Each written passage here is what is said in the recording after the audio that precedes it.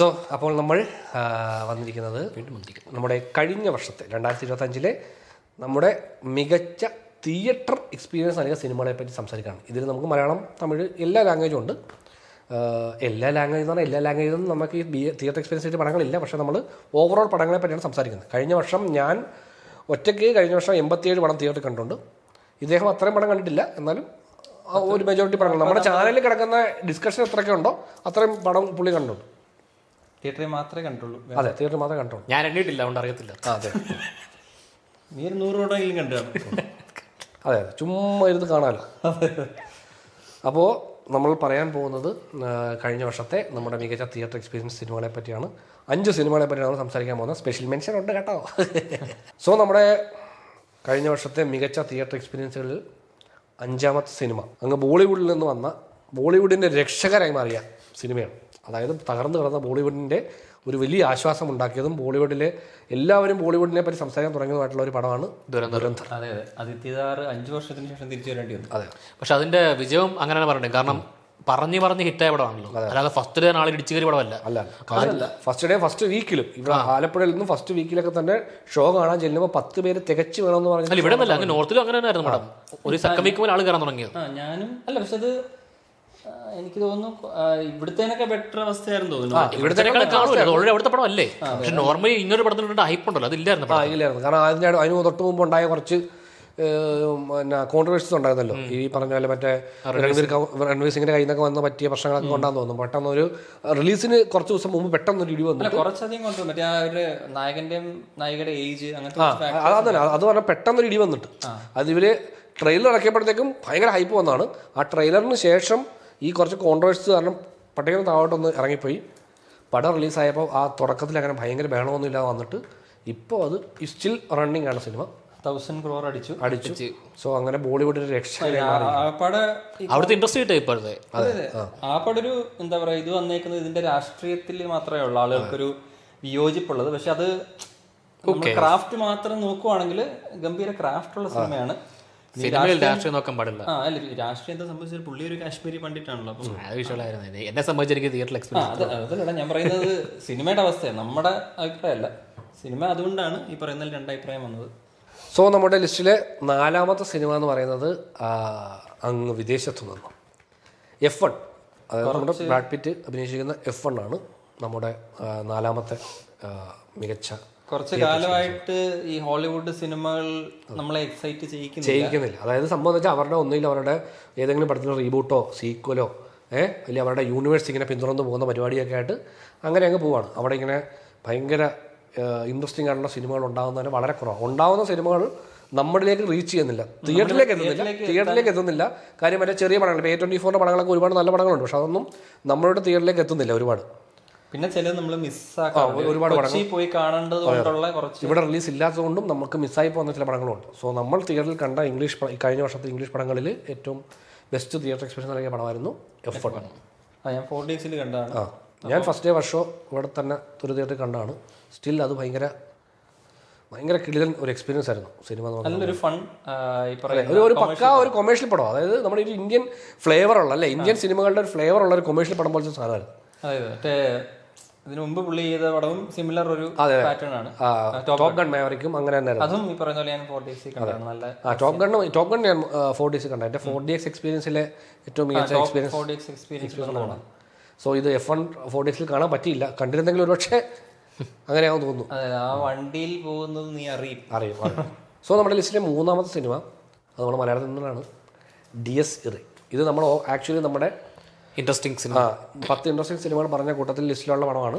So നമ്മൾ ഇന്ന് ഇതിനെപ്പറ്റി പറയാൻ പോകുന്നത് ഇത് നമ്മുടെ ബെസ്റ്റ് തിയേറ്റർ എക്സ്പീരിയൻസ്. തിയേറ്ററിന് വേണ്ടി ഇറക്കിയ തിയേറ്ററിൽ അതിന്റെ എക്സ്പീരിയൻസ് നമുക്ക് കിട്ടി. എക്സ്പീരിയൻസ് നന്നായിട്ട് കിട്ടി. അതായത് തിയേറ്ററിൽ ആ പടം തരേണ്ട ഇമ്പാക്റ്റ് 100% ഡെലിവറി ചെയ്തൊരു സിനിമ കൂടിയായിരുന്നു അത്.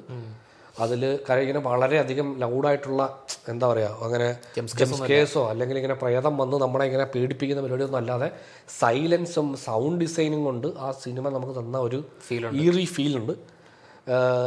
ശരിക്കും ആ സിനിമയിലെ ഈ പറയുന്ന പോലെ ഇങ്ങനെ മറ്റേ ചെറിയ ഗൂസ് ബംസ് നമുക്കുണ്ടാവും. അതായത് ഗൂസ് ബംസ് ഉണ്ടാകുന്ന മറ്റേ ആ ഒരു ചില ഭയത്തിൻ്റെയോ അല്ലെങ്കിൽ അങ്ങനെ ഒരു ഒരു റിവീലിംഗ് സീൻ, റിവീലിംഗ് സീനിലേക്ക് ഉണ്ടാകുന്ന ചില സാധനങ്ങൾ. അതായത് മറ്റേ ഇന്റർവ്യൂല് വരുമ്പോൾ ഇത് ഇന്നയാളല്ല ഇന്നയാളാണെന്നുള്ള റിവീലിംഗ്. അവനല്ല, ഇത് അവളല്ല, അവനാണെന്ന് പറയുന്നത്. അവിടെയൊക്കെ ആക്ച്വലി നമുക്ക് ഭയങ്കര ഒരു നല്ല ഫീൽ.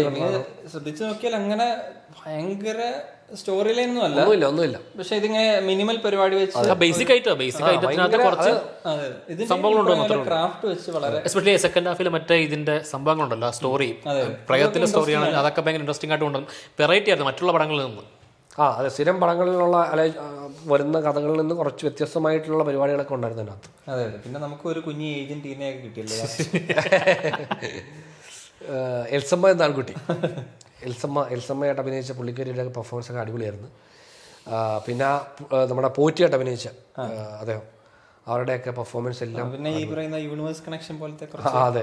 പിന്നെ അതിന് ആക്ച്വലി ഭൂതകാലത്തിലെ ക്യാരക്ടറായിട്ട് കണക്ട് ചെയ്തിരിക്കുന്ന എലമെന്റ് അത് നമുക്ക് അറിയില്ല അത് എങ്ങനെയാണ് അവർ അത് ജസ്റ്റ് ഇങ്ങനെ വെറുതെ ഒരു ഫണ്ടിന് വേണ്ടി ഇട്ടതായിരിക്കാം. അതെല്ലാം ഒരു കേരളത്തിലൊക്കെ അതെ, അങ്ങനെ ആയിരിക്കാം. അതൊരു ഇപ്പം നമ്മൾ യൂണിവേഴ്സ് എന്ന് പറയുമ്പം അതിങ്ങനെ എക്സ്പാൻഡ് ചെയ്ത് പോകണം നിർബന്ധമൊന്നുമില്ല. ഇപ്പം എനിക്ക് ഈ പടത്തിൽ ഇങ്ങനെ ഒരെണ്ണം കാണിക്കണമെങ്കിൽ കാണിച്ചു പോകാം, അത്രേ ഉള്ളൂ. ജസ്റ്റ് അതൊരു അത് മനസ്സിലാവുന്ന ഈ സ്റ്റോറിയുടെ വഴിതിരിച്ചു വിടുന്ന ടൈപ്പ്. അതെ, ഒന്നുമല്ല. അത് ആ സിനിമയുടെ എൻഡിങ്ങിൽ വരുന്ന ഒരു കാര്യം. കാരണം അതും അന്ന് ഫസ്റ്റ് ഡേ വർഷം പടം കണ്ടപ്പോൾ എത്ര പേർക്ക് മനസ്സിലായിട്ടൊന്നും അറിയില്ല. കാര്യം ഭൂതകാലം കാണാത്ത ആൾക്കാർക്ക് അത് വർക്കാവത്തില്ല, അതറിയത്തില്ല. എന്നാലും വിഷയമില്ല. പക്ഷെ നമ്മളെ അത് ബുദ്ധിമുട്ടിക്കുന്നില്ല. ഓക്കെ, പടത്തിൻ്റെ അടുത്ത ഒരു പാട്ടിലേക്കോ അല്ലെങ്കിൽ ഇനി എന്തെങ്കിലും സംഭവിക്കാൻ വേണ്ടിയാണോ എന്നുള്ള ലൈനിൽ കണ്ട് മറന്നൊക്കെ ആയിരിക്കും. അതുപോലെ സിനിമ എൻഡ് ചെയ്ത സീനും ഭയങ്കര രസമായിരുന്നു എനിക്ക് തിയേറ്ററിൽ കണ്ടുകൊണ്ടിരുന്നപ്പോൾ. മറ്റേ ശരിക്കും അവളുടെ പ്രകടനം എടുത്ത് പോലെ, അവളുടെ പ്രകടനമായിരിക്കാം റോഹൻ എന്ന് വിളിക്കുന്നുണ്ട്, ഒരു ലേഡീസ് വോയിസിൽ റോഹൻ എന്ന് വിളിക്കുന്നു. ആവണമല്ലോ. അപ്പോൾ അതുകൊണ്ട് അപ്പോൾ ആ എലമെൻ്റ് ഒക്കെ കുറച്ച് രസമുണ്ടായിരുന്നു. അതിൻ്റെ പ്രസൻറ്റേഷൻ, എസ്പെഷ്യലി ആ സീനുണ്ടല്ലോ, ഏതാ ആ പുതപ്പ് ഇങ്ങനെ എടുത്ത് താഴേക്ക് ഇടുന്നു, അത് വന്നിരുന്നു. അതായിരുന്നു എൻ്റെ ഉറക്കം കളഞ്ഞത് ആ ഒരു ദിവസം. അന്ന് രാത്രി എനിക്ക് ഉറങ്ങാൻ പറ്റിയില്ല. ആ സീൻ ഞെട്ടിപ്പോയിട്ട് പുതപ്പിട്ട് നോക്കിയിട്ടുണ്ട്. അല്ലല്ല, ഞാൻ എനിക്ക് ഉറങ്ങാൻ പറ്റില്ല. കാര്യം ഞാനിങ്ങനെ നമ്മളിങ്ങനെ ഫുൾ മൂടിയിട്ടേ ഇത്രയും ഭാഗം മാത്രം ശ്വാസം എടുക്കാൻ ഒരു സ്പേസ് മാത്രം ഇട്ടാണ് കിടക്കുന്നത്. അപ്പോൾ ഇതിങ്ങനെ കിടന്നിട്ട് പറ്റുന്നില്ല. കാര്യം നമ്മുടെ കാലിലൊക്കെ എന്തോ ടച്ച് ചെയ്യാൻ പോകുന്ന പോലത്തെ ഒരു ഫീല്. അപ്പോൾ നമ്മളിങ്ങനെ ഇടയ്ക്കിങ്ങനെ അത് മാറ്റി നോക്കും, എന്തെങ്കിലും ഉണ്ടോ, ഒന്നുമില്ല, നിശബ്ദം. പക്ഷേ മനസ്സിനുള്ളിൽ ഇതിങ്ങനെ വീണ്ടും വീണ്ടും ഈ ചിത്രം ഇങ്ങനെ വന്നുകൊണ്ടിരിക്കും. ഞാൻ മടിയനായതുകൊണ്ട് ഒരു പോയിന്റ് കഴിഞ്ഞ് പേടിക്കാൻ മടിയ. പ്രേതം വന്നാൽ കൊന്നിട്ട് പോയാ എനിക്ക് വയ്യ, വേദനിപ്പിക്കാതെ ചോര പിടിച്ചിട്ട് പൊക്കോ, പേടിക്കാൻ മടിയ. അതുകൊണ്ട് സോ നമ്മുടെ ലിസ്റ്റിലെ രണ്ടാമത്തെ സിനിമ, ഇത് നമ്മുടെ ഇൻട്രസ്റ്റിംഗ് ടോപ്പ് 10 പടങ്ങളിൽ ഉണ്ടായിരുന്ന സിനിമയാണ്. മറ്റൊന്നുമല്ല, ലോകയാണ്. ആ സിനിമയെപ്പറ്റി പറയുമ്പോൾ അത് എന്തുകൊണ്ട് നമുക്ക് തിയേറ്റർ എക്സ്പീരിയൻസിൻ്റെ കാര്യത്തിലാണ് നമ്മൾ അതിനെ ടാഗ്. നമ്മൾ ഓൾറെഡി ഇതിനെ നമ്മുടെ ടോപ്പ് 10 ഇൻട്രസ്റ്റിംഗ് പടങ്ങളിൽ നമ്മൾ പെടുത്തിയിട്ടുണ്ടായിരുന്നു. പിന്നെ ഈ ലിസ്റ്റിലും വന്നിട്ടുണ്ട്. കാര്യം തിയേറ്ററിൽ സിനിമ കണ്ടുകൊണ്ടിരുന്നപ്പോൾ ഇനിഷ്യൽ ട്രെയിലർ കണ്ട് ഇൻട്രസ്റ്റിംഗ് നമ്മൾ പോയി പടം കാണാൻ കയറിയിരുന്നു. നമുക്ക് ആ ഇനിഷ്യലി കുറച്ച് കഴിഞ്ഞപ്പോൾ മനസ്സിലായി ഇതൊരു വാമ്പയർ പടം ആണ്. ആ ലൈനിൽ മുമ്പോട്ട് പോകുന്നു. പെട്ടെന്നാണ് ആ ഇൻട്രോയിൽ പോയില്ല നമുക്ക് കള്ളിയങ്കാട്ട് നീലി എന്നുള്ള എലമെന്റ് എടുത്ത്. അവിടെയാണ് ഇൻട്രസ്റ്റിംഗ് ആയത്. കാരണം ഈ വാമ്പയർ പടങ്ങളിൽ പോലും ഇതിനു മുമ്പ് ഇപ്പൊ പുറത്തൊക്കെ കണ്ട വാമ്പയർ പടങ്ങളുടെ കുറച്ച് ഡെറിവേറ്റീവ് എലമെന്റ്സ് ഉണ്ട് ഇതിനകത്ത്. അപ്പോൾ അതുകൊണ്ട് തന്നെ നമുക്ക് ഓക്കെ മലയാളത്തിൽ ഒരു വാമ്പയർ പടം നടക്കുന്നുള്ള ലൈനിലാണ് നമ്മൾ കണ്ടു പോയിക്കൊണ്ടിരിക്കുന്നത്. അപ്പോൾ ഓക്കെ, നല്ല അറ്റംപ്റ്റ്, നല്ല രീതിയിൽ പോട്ടെ എന്നുള്ള ലൈനിൽ പോയിക്കൊണ്ടിരിക്കുമ്പോഴാണ് ഈ സംഭവം വരുന്നത്. അപ്പോൾ അവിടെ പടം മറ്റേ യക്ഷിയെ വാമ്പയറായി റീഇമാജിൻ ചെയ്യുന്ന ഒരു പരിപാടി.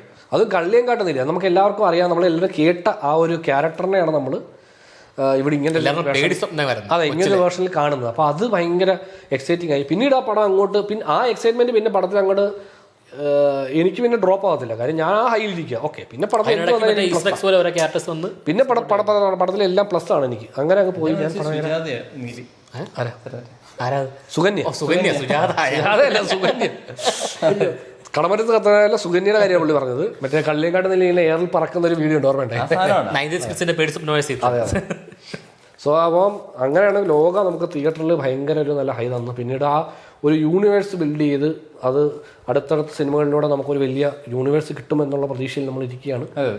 ആ തിയേറ്ററിൽ നിന്നുണ്ടാകുന്ന ഹൈ, ഞാൻ തിയേറ്ററിൽ 3 വട്ടം കണ്ട പടമാണ്. അപ്പോൾ 3 വട്ടം എനിക്ക് തിയേറ്ററിൽ ഓരോ തവണയും എനിക്ക് ആ എക്സ്പീരിയൻസ് ഇൻക്രീസ് ചെയ്യണം. മറ്റേ ഫസ്റ്റ് ഡേ വർഷം കണ്ടാണ്. ഫസ്റ്റ് ഷോയിൽ ഹൗസ്ഫുൾ ഒന്നുമല്ല, ഒരു 50% ഒക്കുപൻസി ഉള്ളൂ തിയേറ്ററിൽ. ഞാൻ കണ്ടു ഹൗസ്ഫുള്ളായിരുന്നു. അത് കഴിഞ്ഞ് രണ്ടാമത്തെ കാഴ്ചയിൽ എനിക്ക് ടിക്കറ്റ് കിട്ടാനായിട്ട് ഞാൻ ഏതൊരു കോർണർ സീറ്റിൽ ഇറങ്ങണ്ട കിട്ടിയത്. അത് വളരെ മോശം. ഈ കോർണർ സീറ്റിൽ ഇരിക്കുമ്പോൾ തന്നെ നമുക്ക് ഭയങ്കര മോശം ഇതാണ്, വിഷനാണ്. അവിടെ പടം നടക്കുന്നു, ഞാനിവിടെ മൂലക്ക് ഇരിക്കുന്ന ഒരു ഫീലാണ്. അത് കാരണം മാക്സിമം നമുക്കത് അങ്ങനെ അവോയ്ഡ് ചെയ്യും. പക്ഷേ അന്നത്തെ ടിക്കറ്റ് കിട്ടിയതുകൊണ്ട് മാത്രം ഞാൻ ആ മൂലയ്ക്ക് വരുന്ന കണ്ടതാണ്. തേർഡ് ടൈമിൽ ഞാൻ കയറിയ തിയേറ്റർ ഫുള്ളി പാക്ഡ്. അത് കുറച്ച് വലിയ തിയേറ്റർ ആയതുകൊണ്ട് തന്നെ ഫുള്ളി പാക്ഡ്. അതിലായിരുന്നു ഏറ്റവും കിടിലൻ എക്സ്പീരിയൻസ് മൂന്നാമത്തെ കാഴ്ചയിൽ. കാര്യം അത് ഭയങ്കര ഓണം. കാരണം വന്ന ആൾക്കാർ പലരും ഈ സെക്കൻഡ് വ്യൂവിനൊക്കെ വന്നവരായിരിക്കും. അപ്പോൾ അതുകൊണ്ട് തന്നെ അവർക്ക് ഇനിഷ്യലി അറിയാം ഏത് പോയിന്റിൽ ഈ ഹൈ മൊമെന്റ് വരുമെന്നുള്ളത്. അപ്പോൾ അതുകൊണ്ട് തിയേറ്ററിലൊരു മൊത്തത്തിലൊരു വൈബിൽ ഇങ്ങനെ നല്ലൊരു തിയേറ്റർ. നമ്മൾ പടത്തിന്റെ ഡിസ്കഷൻ സമയത്ത് എപ്പോഴും നമ്മുടെ ഫസ്റ്റ് വ്യൂവിങ്ങിന്റെ ഡിസ്കഷൻ ആയിരിക്കും.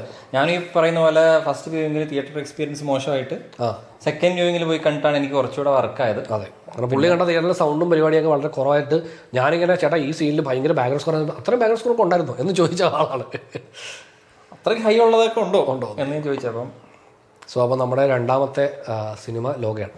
അപ്പോൾ ഇനി നമുക്ക് ഒന്നാമത്തെ പടത്തിലേക്ക് പോകുന്നതിന് മുമ്പ് നമുക്ക് കുറച്ച് സ്പെഷ്യൽ മെൻഷൻസ് ഉണ്ട്. അതിൽ ഒന്നാമത് എനിക്ക് സിന്നേഴ്സാണ്. ഞാൻ ഐമാക്സിൽ പോയി കണ്ടതാണ്.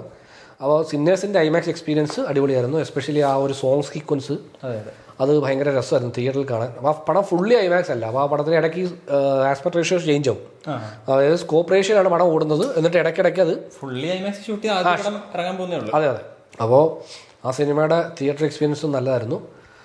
പിന്നീട് പിന്നെ അതിന്റെ സബ്ജക്ട് നമ്മൾ ഒന്നും അറിയാതെ പോയി കാണുവാണെങ്കിൽ കുറെ കൂടെ എൻജോയബിൾ. അതൊരു വാമ്പയർ മൂവി ആണെന്നുള്ള എലമെന്റ് അറിയാതെ പോയി കണ്ടാൽ ഭയങ്കര ഇൻട്രസ്റ്റിംഗ് ആയിരുന്നു. എൻ്റെ കൂടെ വന്ന ഫ്രണ്ടിന് അത് അറിയില്ലായിരുന്നു. ഞാൻ ഓൾറെഡി ട്രെയിലർ കണ്ടോണ്ട് നമുക്കത് മനസ്സിലാവുമല്ലോ. പക്ഷേ എൻ്റെ കൂടെ വന്നവർക്ക് അത് സർപ്രൈസ് ആയിരുന്നു. അവർ ഭയങ്കരമായിട്ട് എൻജോയ് ചെയ്തു. അപ്പോൾ ഞാൻ പുള്ളിയോട് വിളിച്ച് പറഞ്ഞു ഇങ്ങനെ ഒന്നും കാണാതെ പോയി നിങ്ങൾ പടം കാണുകയാണെങ്കിൽ. ഞാൻ ട്രെയിലർ ഒന്നും കാണാതെ പോയി കണ്ടതുകൊണ്ട് കുറെ കൂടെ എൻജോയബിൾ ആയിരുന്നു. അതെ. പിന്നെ കണ്ടത് പിന്നെ എനിക്ക് മറ്റേ ചൈനീസ് ആനിമേറ്റഡ് പടം, അതിന്റെ പ്രൊനൗൺസിയേഷൻ കറക്റ്റായിട്ട് അറിയത്തില്ല, നീജ എന്നാണ് തോന്നുന്നത്. അപ്പോൾ അതിന്റെ സെക്കൻഡ് പാർട്ട് അപ്പോൾ കഴിഞ്ഞ വർഷത്തെ ഏറ്റവും വലിയ വേൾഡ് വൈഡ് ഗ്രോസർ ആയിരുന്നു. അപ്പോൾ അത് കണ്ടപ്പോൾ മൊത്തത്തിലൊരു ഡിഫറെൻറ്റ് ആനിമേറ്റഡ് സിനിമ കാണുന്ന പോലെ, ഇപ്പം ഹോളിവുഡിൽ നിന്ന് വരുന്ന പോലെ അല്ലാതെ എൻ്റെ ഫിലിം ലാംഗ്വേജ് ആണെങ്കിലും അതിൻ്റെ ടോണാലിറ്റി, പെട്ടെന്ന് ഇങ്ങനെ കോമഡി സീൻ വരും, പെട്ടെന്ന് സീരിയസ് സീൻ വരും. അതിൻ്റെ ഇമോഷനൊക്കെ പക്കായിട്ട് ഹിറ്റ് ചെയ്തായിരുന്നു. ആ ഒരു അമ്മയും മകനും എല്ലാവരെയും തടങ്കലിലാക്കിയൊരു സീനൊക്കെ ഉണ്ട്. അപ്പോൾ അതിന് രക്ഷപ്പെടുന്നത് അങ്ങനെ കുറച്ച് ഭയങ്കര രസമുള്ള സീക്വൻസും ഈ സീക്വൻസ് മൗണ്ട് ചെയ്യുന്നതും അതിൻ്റെ അറേഞ്ച്മെൻറ്റ് പരിപാടികളൊക്കെ ഭയങ്കര രസമാണ്. അപ്പോൾ എല്ലാത്തിനും ഒരു പുതുമയുണ്ട്. ഗംഭീര തിയേറ്റർ എക്സ്പീരിയൻസ് ആണ്. ഞാനും ഇതുപോലെ ഐമാക്സിൽ പോയാണ് ഇത് കണ്ടത്. അപ്പോൾ അതും കണ്ടിട്ടില്ലാത്തൊരു കാണാം. ചൈനീസിൽ തന്നെ കണ്ടു. അപ്പോൾ കുറച്ചധികം വായന ഉണ്ടായിരുന്നു. സബ്ടൈറ്റിൽ വായിച്ചു. അതെ, ഇവർ പടപടയെന്ന് പറഞ്ഞു. ഞാനിങ്ങനെ കഥ എന്താണ് സംഭവിക്കുന്നതെന്നൊക്കെ അറിഞ്ഞ് കേട്ട് വരുന്നു. ഈ വേൾഡിലേക്ക് എൻ്റർ ആവുന്നേ ഉള്ളൂ. അപ്പോൾ നമ്മുടെ ലിസ്റ്റിലെ ഒന്നാമത്തെ സിനിമ, ഈ സിനിമ എന്തുകൊണ്ട് ഒന്നാമതായെന്ന് ചോദിച്ചാൽ ഇത് പലരുടെയും അങ്ങനെ ലിസ്റ്റുകളിൽ കാണാൻ വഴിയില്ലായിരിക്കും. പക്ഷെ എന്നാലും നമുക്കിത് നമ്പർ 1 ആവാനുള്ള റീസൺ, നമ്മൾ പോലും ഇതിന്റെ ഫസ്റ്റ് വ്യൂയിങ്, ഏർലി വ്യൂയിങ് കഴിഞ്ഞിട്ട് വന്നിട്ട് ഈ പടം കണ്ടിപ്പ 1000 കോടി എന്ന് പറഞ്ഞിട്ട് പിന്നെ ഒരാഴ്ച 1000 കോടി എത്തില്ല, എന്റെ അടുത്തൊരു എത്തിയിട്ട് പോയപ്പോഴാണ് അതിന്റെ ആ ഒരു ഹൈപ്പ് പെട്ടെന്ന്. കാരണം നോർത്തിൽ പറ്റ ഫസ്റ്റ് കത്തിയവർ അങ്ങനെ കത്തിയില്ല. ഏത് പടം എന്ന് പറഞ്ഞില്ല നമ്മൾ പറഞ്ഞ നമ്മുടെ നമ്പർ 1 പടം എന്ന് പറയുന്നത് കാന്താര ചാപ്റ്റർ 1 ആണ്. അതിനെപ്പറ്റിയാണ് നമ്മൾ സംസാരിച്ചത്. മനസ്സിലായി കാണും ആൾക്കാർ. കാരണം ആ സിനിമയുടെ കാര്യം എന്ന് വെച്ചാൽ നമ്മളിപ്പോൾ ഫസ്റ്റ് പാട്ട് കാന്താര ഫസ്റ്റ് പാട്ട് ഞങ്ങൾ റിലീസായ സമയത്ത് കന്നഡ വെർഷൻ, അതായത് അത് മലയാളത്തിലേക്ക് ഡബ് ചെയ്യുന്നതും അത് ഒരു വലിയ വൈറലാവുന്നതിന് മുമ്പ് അല്ലേ, ആ പടത്തിന് ഇത്രയും ഇത് കിട്ടുന്നതിന് മുമ്പ് അതിൻ്റെ നമ്മുടെ 2 ഫ്രണ്ട്സ് പറഞ്ഞാൽ ഇങ്ങനെ പടം ഉണ്ടെന്ന് കുറച്ച് രസമുണ്ടെന്ന് പറഞ്ഞിട്ട് നമ്മളിത് കാണാൻ വേണ്ടി കൊച്ചിയിൽ പോയി എൻ്റെ കന്നഡ വർഷം കാണാം. അപ്പോൾ പടം കണ്ടോണ്ടിരിക്കാൻ നമുക്കിത് ഇതിനകത്ത് ഈ പറഞ്ഞ വെൽ മെയ്ഡ് പടമാണ്. ബട്ട് അങ്ങനെ ഈ ഹൈപ്പിനുള്ളത് എന്താണെന്നുള്ള കണ്ടോണ്ടിരുന്നപ്പോൾ ലാസ്റ്റത്തെ ആ ഒരു ആക്ട്, ഫൈനൽ ആക്ടാണ് നമുക്ക് ഇതാണ് ഇതിന്റെ ഹൈപ്പിന്റെ റീസൺ എന്നുള്ളത് മനസ്സിലായി. അപ്പോൾ അങ്ങനെ നമുക്ക് ഇഷ്ടപ്പെട്ട പടമാണ് കാന്താര 1. അപ്പോൾ അത് കഴിഞ്ഞിട്ട് വന്ന കാന്താര 2ന്റെ അനൗൺസ്മെന്റ് പരിപാടി വന്നാൽ നമ്മൾ എന്തിനാണ് ഇങ്ങനെ ഒരു സെക്കൻഡ് പാർട്ട്, നമുക്ക് എപ്പോഴും ആ ചോദ്യം ഉണ്ടല്ലോ എന്തിനാണ് സെക്കൻഡ് പാർട്ട്. നമ്മൾ ഓൾറെഡി ഫസ്റ്റ് പടം കണ്ടു കഴിഞ്ഞു, അത് കണ്ടിന്യൂ ചെയ്യുന്ന സ്റ്റോറി അല്ലെങ്കിൽ പിന്നെ എന്തിനാണ് സെക്കൻഡ് പാർട്ട് എന്നുള്ള ലൈനിൽ നമ്മളിങ്ങനെ ആലോചിച്ചു. ടീസറും ട്രെയിലറൊക്കെ വന്നു കഴിഞ്ഞാൽ കണ്ടപ്പം ഒരു ഗ്രാൻഡിയർ, ഒരു എന്തോ പടത്തിന് കുറച്ച് ഭംഗിയുള്ള കുറേ പരിപാടികളുണ്ടെന്ന് ബജറ്റ് മുടക്കിയിട്ടുണ്ട്. അപ്പോൾ അത് എങ്ങനെയാണെന്ന് അറിയാനുള്ളൊരു ക്യൂരിയോസിറ്റിയിൽ നമ്മൾ പടം കാണാൻ പോയി. അതും ഫസ്റ്റ് ഷോ 6:30 ഷോ. നമ്മൾ വെളുപ്പിന് 6:30ക്കാണ് നമ്മൾ പടം കാണാൻ പോകുന്നത്. പടം കാണാൻ അങ്ങനെ മുൻവിധികളൊന്നുമില്ല. സിനിമ ഓക്കെ, നമ്മളിപ്പോൾ ഈ പറഞ്ഞ പോലെ എല്ലാ പടം കാണുന്ന പടത്തിൽ ഈ പടം കാണാൻ പോകുന്നത്. പക്ഷേ ആ സിനിമ കണ്ട് തുടങ്ങി ആദ്യം മുതൽ അതായത് ഒരു 10 മിനിറ്റ് കഴിഞ്ഞ മുതൽ നമ്മൾ പയ്യായിട്ട് പടത്തിൽ ഭയങ്കര ഇന്നായി. ആ വേൾഡ് അത് ഒരു 150 കോടിയോ എന്തോ ആ ബജറ്റ് എന്തോ അതിൻ്റെ റേഞ്ച് എന്ന് പറയുന്നത്. ആ ബജറ്റ് റേഞ്ചിൽ ഒരു പടത്തിൽ ബജറ്റ് എത്രത്തോളം നല്ല രീതിയിൽ ഉപയോഗിക്കാമെന്നതിൻ്റെ ഒരു നല്ലൊരു എക്സാമ്പിളാണ്. അതിന് റിയൽ ലൊക്കേഷൻസിൽ ഷൂട്ട് ചെയ്തതിന്റെ ഒരു ഗ്രാൻഡിയർ നമുക്ക് ഒരു റിയാലിറ്റി ഫീൽ ചെയ്യും. ഈ CGI എവിടെ ഉപയോഗിക്കണം, എങ്ങനെ ഉപയോഗിക്കണം എന്നുള്ളതിൻ്റെയൊക്കെ ഒരു നല്ല എക്സാമ്പിൾ ആയിരുന്നു ആ പടം. കാര്യം ഒരുപാട് ഓവർ CGI എക്സ്ട്രാ വേഗൻസി ഒന്നും കാണിക്കാൻ പോകാതെ അവർക്ക് മാക്സിമം നല്ല ഒറിജിനൽ ലൊക്കേഷനിൽ അവർ പ്രൊഡക്ഷൻ ഡിസൈനിൽ ഇത് ചെയ്തു. കുറച്ച് ബ്രില്യൻ്റ് ആയിട്ടുള്ള ഫിലിം മേക്കിംഗ് ഉള്ള പടം, വല്ലാണ്ട് നമ്മളെ ഞെട്ടിച്ചൊരു ഫിലിം മേക്കിംഗ്. പടം നിങ്ങൾക്ക് ഇഷ്ടപ്പെട്ടില്ല നല്ലത് ചെയ്തതൊക്കെ. ഒരുപാട് പേർക്ക് ഫസ്റ്റ് പാട്ടാണ് അടിപൊളി, ഫസ്റ്റ് പാട്ടാണ് ബേസിക്കലി ഫസ്റ്റ് പാട്ട് നമുക്കൊരു മിഡ് പടമാണെന്ന് ഫീൽ ചെയ്തുകൊണ്ടാണ് നമുക്ക് സെക്കൻഡ് പാട്ട് ഭയങ്കര ഞെട്ടിക്കുന്ന എലമെന്റ് ഈ പറയുന്ന പോലെ അവസാനം മാത്രമേ ഉള്ളൂ. അത് ഒരുപാട് പേർക്ക് അത് ഞെട്ടിച്ചില്ല. അതായത് നമുക്ക് പ്രതീക്ഷയില്ലാതെ ആ സംഭവം ഉള്ളതുകൊണ്ട് സെക്കൻഡ് പാർട്ടിൽ അതിന്റെ മേലെ എന്ത് ചെയ്യാന്ന് ചോദിച്ചാൽ അതിന്റെ തന്നെ എക്സ്പാൻഡ് വേർഷൻ ആണ് സെക്കൻഡ് പാർട്ട്. പക്ഷെ എനിക്കൊന്ന് കുറെ കൂടെ വെൽ ക്രാഫ്റ്റഡ് ആയിട്ട് തോന്നി. ഇത്രയും പരിപാടികൾ ചെയ്യുന്ന ഒരു പടം, അത് പടം കണ്ടുകൊണ്ടത് ഭയങ്കര നമ്മൾ ഇതിൽ സിനിമോട്ടോഗ്രാഫി അടിപൊളി, എഡിറ്റിംഗ്, മ്യൂസിക്, കളർ ഗ്രേഡിങ്, ഇപ്പം നമ്മളിങ്ങനെ നോക്കിയിരിക്കും ഇത് കൊള്ളാലത്, അങ്ങനെ ഒരു മൊത്തത്തിൽ ഇങ്ങനെ അതിനകത്തങ്ങ് മുഴുകിപ്പോയി. എല്ലാ പോർഷനിലും മറ്റേ ഹൈ മോമെന്റ്സ് ഇഷ്ടം പോലെ ഒരുപാട് ആ പടത്തിന്റെ ഹൈ പോയിന്റ്സ് ഒക്കെ ഭയങ്കര കിടിലൻ ഹൈ പോയിന്റ്സ് ആയിരുന്നു. പിന്നെ ഒരുപാട് പേര് അതൊരു ഭക്തിപ്പടമായിട്ട് കണ്ടവരുണ്ട്. അപ്പൊ അത് ഭക്തി കുറച്ച് കൂടിപ്പോയെന്ന് പറഞ്ഞേര്. ബേസിക്കലി അതൊരു ഭക്തിപ്പടമല്ല, അതൊരു ഫാന്റസി ഫിലിമാണ്. അങ്ങനെ ഫസ്റ്റിനെ കുറിച്ചും തോന്നി, അതായത് ഭക്തിയെ എന്തിന് ഇത്രയും സെലിബ്രേറ്റ് ചെയ്യുന്നുള്ള ഒരു വലിയൊരു ചോദ്യം. പക്ഷെ എനിക്ക് അങ്ങനെ ഫീൽ ചെയ്യാത്തൊരു ഫാന്റസി പടമാണ്. നമ്മളും അങ്ങനെ ഭയങ്കര ഭക്തരും ഭക്തരൊന്നുമല്ല. അപ്പൊ നമുക്ക് അതുകൊണ്ട് തന്നെ ഇതിനകത്ത് ഉയ്യോ എന്ന് പറഞ്ഞാൽ നമ്മൾ എഴുതുന്ന തൊഴുവൊന്നുമില്ല. നമുക്കിത് കാണുമ്പോൾ ഇതിന്റെ ഈ ഐഡിയ, ഈ തോട്ട് അതിനെ എങ്ങനെ എക്സിക്യൂട്ട് ചെയ്തിട്ടുണ്ട്, അതിൽ നമ്മളെ എങ്ങനെ വിഷ്വലി നമ്മളെ അത് നമ്മൾ കണ്ണെടുക്കാതെ നോക്കിയിരിക്കാനുള്ളൊരു പരിപാടി. ഒരുപാട് പടത്തിന് ഈ പറയുന്ന നല്ല ക്രാഫ്റ്റ് എന്ന് പറയുന്നത് ഐഡിയ, ഒരു എല്ലാ പടത്തിൻ്റെ ഒരു ഐഡിയ ആണ്. ഇപ്പൊ ഐഡിയയായിട്ട് നിങ്ങൾ എഗ്രി ചെയ്യുന്നു, ഡിസഗ്രി ചെയ്യുന്നു, അതൊക്കെ ഓക്കെ. പക്ഷേ ഈ ഐഡിയയെ എങ്ങനെയാണ് ഫിലിം മേക്കർ പ്രസന്റ് ചെയ്യുന്നത്, ആ പ്രസന്റേഷനിലാണ് നമ്മൾ ഈ സിനിമയുടെ ക്രാഫ്റ്റ് ഒക്കെ യൂസ് ചെയ്യുന്നത് പറയുന്നത്. അതിൽ ഭയങ്കര അടിപൊളി ക്രാഫ്റ്റ് ഉള്ള പടമാണ്. ഇപ്പൊ ഈ ദുരന്തരനാണെങ്കിൽ പോലും ഒരുപാട് പേർക്ക് അതിന്റെ രാഷ്ട്രീയത്തോടാണ് വിയോജിപ്പ്. അത് മാറ്റി വെക്കുകയാണെങ്കിൽ സിനിമ വൈസ് ഭയങ്കര ഗംഭീര ക്രാഫ്റ്റാണ് എന്ന് പറയുന്ന പോലെയാണ് ഇത്. ഗംഭീര ക്രാഫ്റ്റിലാണ് അത് ചെയ്തു വെച്ചേക്കുന്നത്. അപ്പൊ നമുക്ക് പലയിടത്തും ഇത് കണ്ട് പഠിക്കാനും മാത്രം ഉണ്ട്. നമ്മളിങ്ങനെ കണ്ടിട്ട് നമ്മൾ പടം ഇറങ്ങുന്നത് മറ്റേ ഭയങ്കര ഹൈ ആയിട്ട്. കാര്യം ഇത് 4 പേരെ വിളിച്ച് ഈ സംഭവം പറയണം, അവിടെ ഞാൻ ഇങ്ങനെ പടം കണ്ടെന്ന്. അതായത് മറ്റേ ഇന്നസെന്റ് മറ്റേ പടത്തിൽ രസതന്ത്രത്തിൽ വന്നിട്ട് മറ്റേ വിളിച്ചു പോകുന്ന അവസ്ഥയായിരുന്നു എനിക്ക്. ഞാൻ ഉടനെ ഫോൺ എടുത്ത് കുറേ കൂട്ടുകാരെ വിളിച്ചിട്ട് കിടിലം പടം, ഭയങ്കര പടം, ഗംഭീര പടം, മറ്റേ ഈ വർഷത്തെ ഏറ്റവും മികച്ച പടം എന്നൊക്കെ പറഞ്ഞ് അങ്ങ് പറയാം. അതിൽ പോയി കണ്ടേച്ച് എന്നിട്ട് ആ കുഴപ്പമില്ലടാ എന്ന് പറഞ്ഞ ആൾക്കാരാവോ.